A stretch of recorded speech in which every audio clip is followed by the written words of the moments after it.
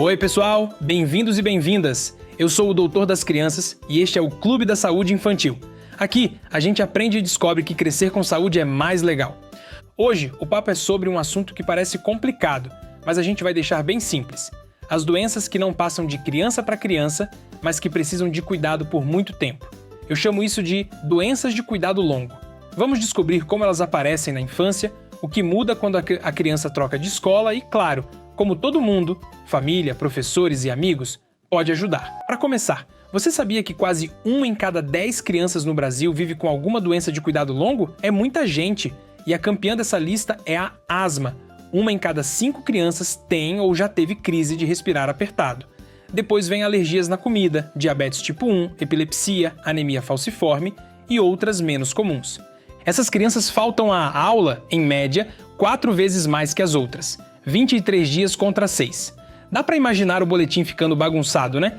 E quando chega a hora de mudar de escola, opa, luz de alerta! Estudos mostram que 4 em cada 10 crianças com diabetes perdem o controle do açúcar no sangue nos 3 meses depois da mudança. Crianças com asma têm 30% mais crises, e quem tem epilepsia pode ter 25% mais convulsões nesse mesmo período. Por quê? Porque tudo muda ao mesmo tempo. Prédio novo, amigos novos, horários diferentes, gente que ainda não sabe ajudar em caso de emergência. Mas calma, porque tem muita coisa que a gente pode fazer para deixar essa travessia mais fácil. Primeiro, vamos falar de sentimentos. Quando o coração aperta, o corpo reclama. Crianças com doenças de cuidado longo têm 40% mais chance de ficar muito ansiosas quando mudam de escola.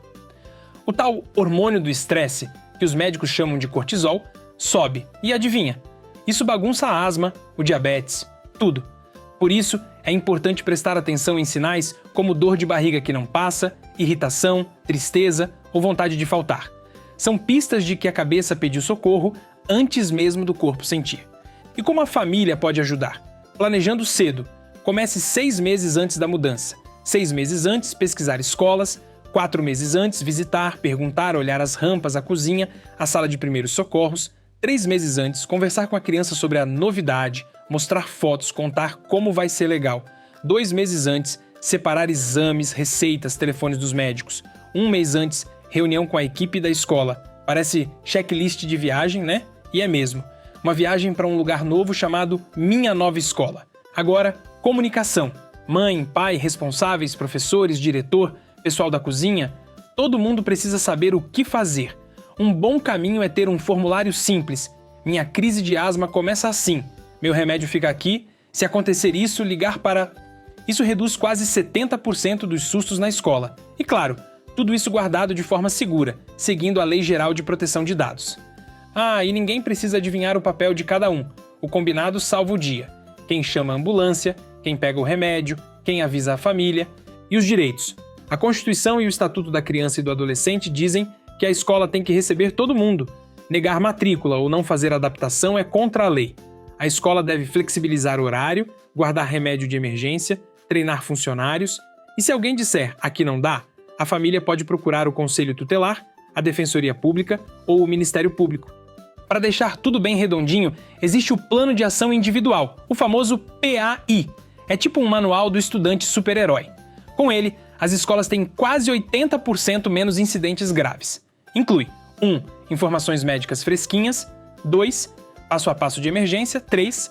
Adaptações na sala, nas provas e no recreio. 4. Telefones de quem pode ajudar de verdade. E não adianta fazer e largar na gaveta.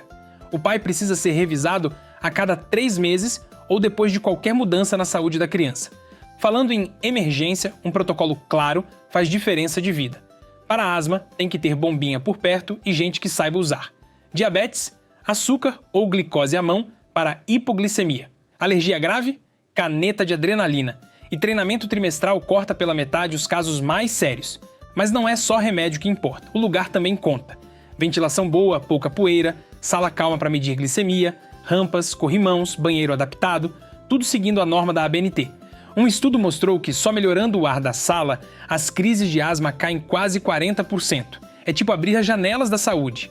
Agora, um assunto chato, mas que precisa ser encarado de frente. Bullying. Crianças com doenças de cuidado longo sofrem mais do que o dobro de provocações. Isso machuca o coração e, pior, pode piorar a doença. Por isso, a escola tem que ter programa de respeito e conversa franca. Explicar, por exemplo, que medir o açúcar no dedo não é esquisito, é cuidar da própria vida. Sabe quem contou isso pra mim? O Léo! Ele me disse que na escola dele, depois que a professora explicou, ninguém mais ficou encarando a colega que usa bombinha. E a Nina?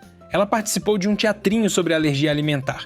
E todos aprenderam que dividir o lanche é legal, mas só depois de perguntar se o amigo pode comer. Falando em crescer, autonomia é palavra-chave. A meta é passar aos pouquinhos a responsabilidade do cuidado para a própria criança. Entre 6 e 8 anos, ela aprende a reconhecer sinais de problema. De 9 a 11, já confere horário do remédio com ajuda. Depois dos 12, alguns conseguem aplicar insulina sozinhos ou falar direto com o professor sobre limites na aula de esporte.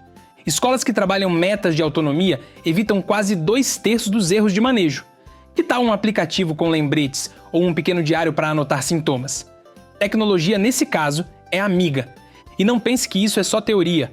Vários casos no Brasil mostram que dá certo. Em São Paulo, uma menina de 8 anos com diabetes manteve o açúcar bem controlado 6 meses depois de mudar para a escola pública, graças ao treinamento de 3 funcionários e uma geladeirinha só para os remédios. Em Fortaleza, um garoto com asma teve 80% menos crises quando a escola adaptou a aula de educação física e criou uma sala climatizada. E em Porto Alegre, rampas e horários flexíveis reduziram a dor de um menino com artrite, diminuindo as faltas na metade. Mas ninguém precisa fazer tudo sozinho. Existem associações, como a Associação Brasileira de Asmáticos e a ANAD, que oferecem cartilhas, grupos de apoio e até aplicativos gratuitos. Famílias que participam dessas redes ficam 40% menos ansiosas durante a mudança de escola e ainda trocam dicas valiosas. Bora revisar rapidinho? Doenças de cuidado longo estão em quase 1 a cada 10 crianças. Mudar de escola sem preparo aumenta crises e faltas. Planejamento começa 6 meses antes. Comunicação clara e plano de ação individual salvam o dia. Escola tem obrigação legal de incluir e adaptar. Ambiente limpo, treinamento e respeito reduzem emergências. Bullying? Nem pensar. Informação e empatia afastam isso. Autonomia cresce passo a passo, com ajuda de tecnologia e encorajamento. Casos de sucesso mostram que dá certo. Redes de apoio são o abração que todo mundo precisa. Viu só? Com informação, planejamento e carinho, a transição escolar pode ser uma aventura segura e feliz, não um bicho-papão. Se você gostou, compartilha com seus amigos e amigas e segue a gente nas redes sociais. É só procurar @Clube da Saúde Infantil. E tem um monte de conteúdo legal sobre saúde esperando você. Um abraço do Doc e até o próximo episódio.